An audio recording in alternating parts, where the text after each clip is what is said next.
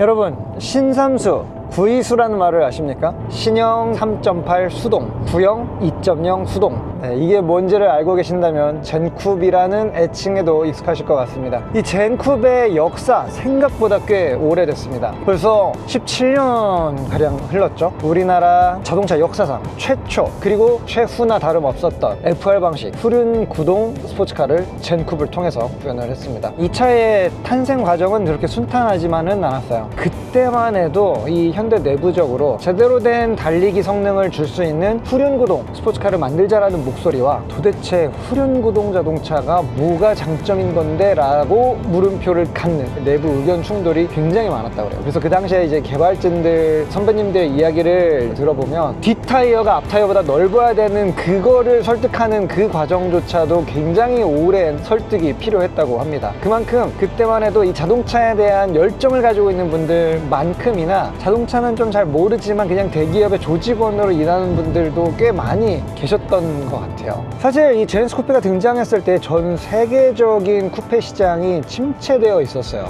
그래서 더 놀랍기도 했습니다. 현대가 아무도 만들고 있지 않은 이 투도어의 후륜구동 쿠페 시장에 진입한다고? 모든 브랜드들이 원가 절감에 노력하고 또 수익성 강화에 집중하던 그런 시기였기 때문에 사람들이 원하긴 하지만 필요하지는 않은 이런 차를 만드는 데 큰 관심이 없던 시절이었거든요. 그런 어떤 사내 풍토에서 이런 프로젝트를 관철시켰던 것도 저는 정말 대단한 일이 아닌가 싶은 생각이 드는 거죠.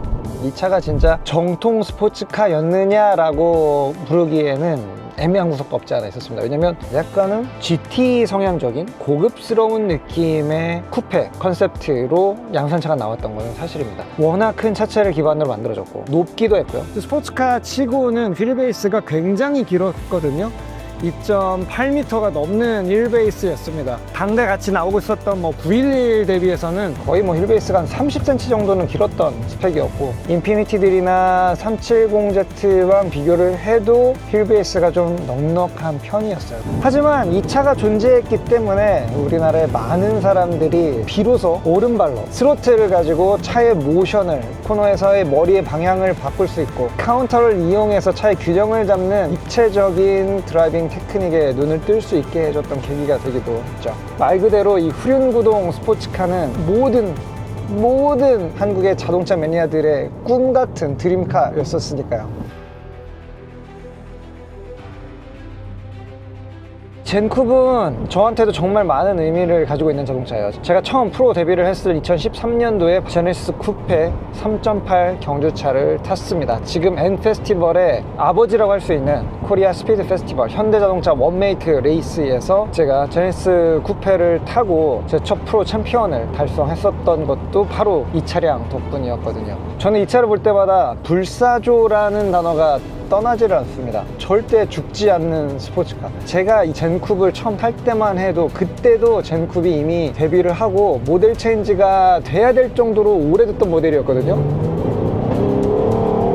그래서 와, 젠쿱을 지금도 타네 라면서 탔는데 그게 벌써 12년 전이고 지금까지도 이 젠쿱이 살아서 현역으로 트랙을 누비는 날이 올 거라고는 전혀 예상하지 못했죠. 드리프트 씬은 또 어떤가요? 사실상 JDM들에 맞서서 달릴 수 있는 가장 합리적이고 부담없이 즐길 수 있는 한국의 드리프트 차량은 이 제네시스 쿠페가 유일합니다. 근데 여기서도 되게 재밌는 부분들이 있죠. 이 트랙에서 랩타임 어택을 하는, 그리고 또 모터스포츠 쪽에서 주름 잡았던 모델들은 이 V6 3.8 엔진 기반을 애용하면서 썼고요. 드리프트 씬에서는 물론 3.8도 있지만 과급기의 압력으로 부스트, 출력을 좀 극단적으로 끌어올릴 수 있는 2.0 터보 엔진 4기통 버전들이 훨씬 더 인기가 많았습니다. 2.0이 순전 출력이 200마력 중반에서 이제 후기형에서 한 275마력까지 올라왔었으니까 실질적으로 이 벨로스터 N이 처음 나왔을 때 뽑아내고 있었던 그 출력대를 먼저 이 젠쿱을 통해서 어느 정도 숙성을 시켜놨다고 해도 과언이 아니죠.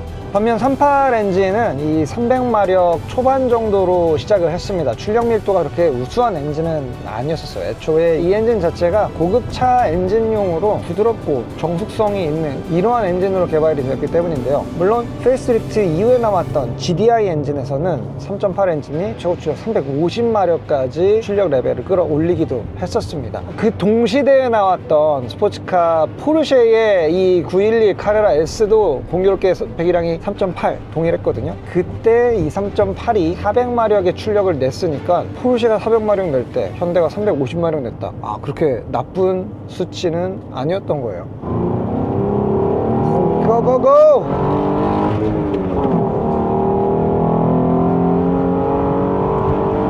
역시 배기량이 깡패입니다. 거의 4000cc에 다다르는 이 3.8 람다 엔진은 전회전 영역에서 진짜 이 토크가 풍부하게 밀어주는 이런 느낌들이 있습니다. 중회전 대 영역에서의 그르렁거리는 이 굵은 사운드는 람다 엔진만이 가지고 있었던 고급스러움, 어른스러움의 상징이었습니다. 머플러 시스템들 같은 거를 적절하게 조화를 하면 정말 카랑카랑하면서도 박력이 넘쳤던 그런 멋진 배기음도 만들어낼 수가 있었죠. 지금도 이 3.8, 38 엔진을 달고 있는 투어링카들이 우리나라 서킷 곳곳을 누비고 있거든요. 그 차들 직접 주행할 때 옆에 가서 사운드를 직관으로 들어보면 꽤나 근사한 목청을 가지고 있습니다.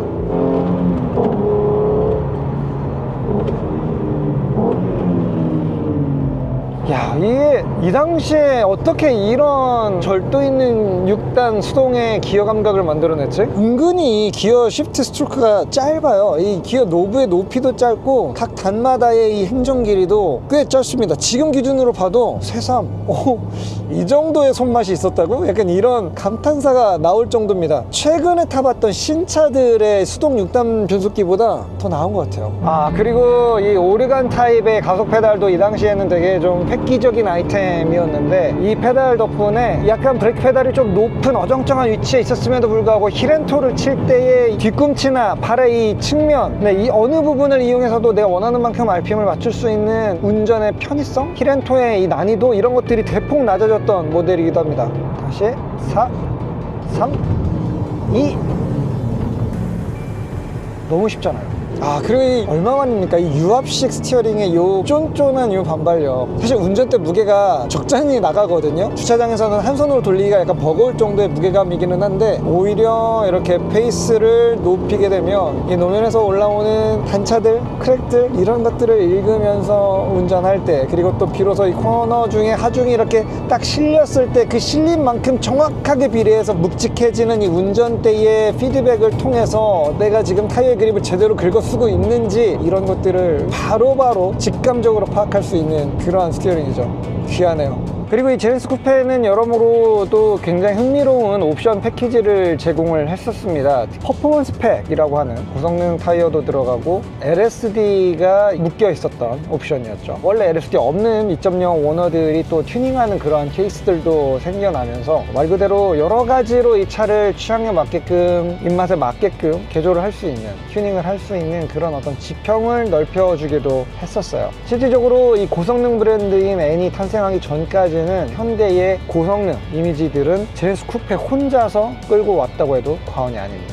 기본 셰시 강성이 이 PK가 꽤 높은 편이었습니다. 그 당시에 현대자동차는 가치나 옵션, 이런 사양 장사보다는 기본기를 강화하는 데 집중하자라는 어떤 그 기조가 쫙 깔려 있었던 때였거든요. 제네시스 쿠페의 셰시 비틀림 강성이 M3랑 비교했을 때에도 뒤지는 수준이 아닐 정도로 정말 이 골격에 아주 진심인 자동차였습니다. 그렇기 때문에 그걸 기반으로 뭔가 성능을 강화하거나 튜닝을 하게 되면 그 증가 폭을 받아줄 수 있는 이 마진도 훨씬 넓었기 때문에 순정 상태는 아주 재밌는 스포츠카였다라고 말하기는 어려워요, 제 개인적인 생각으로는. 하지만 조금만 손대주면 가지고 있는 이 포텐셜이 굉장히 좀 무궁무진했던, 아직은 채 완벽하게 다듬어지지 않았던 원석 같은 존재가 전 젠쿱이라고 생각을 합니다. 저희가 TV오론 관련된 영상을 만들었던 적도 있잖아요. TV오론은 말 그대로 스포츠 쿠페가 정말 척박했던 우리나라에 이제 진짜 이런 차를 우리나라도 만들기는 하는구나 라는 신호탄 같은 역할이었다면, 이 젠쿱은 뭔가 이제 정통 스포츠카의 계보를 한번 가보겠다라고 하는 선언이었던 거죠. 근데 아쉽게도 이 선언이 나오고 계속 후속 모델들이 나왔다면 지금 벌써 한 17년, 18년 동안 꽤나 긴 헤리티지가 쌓였을 텐데,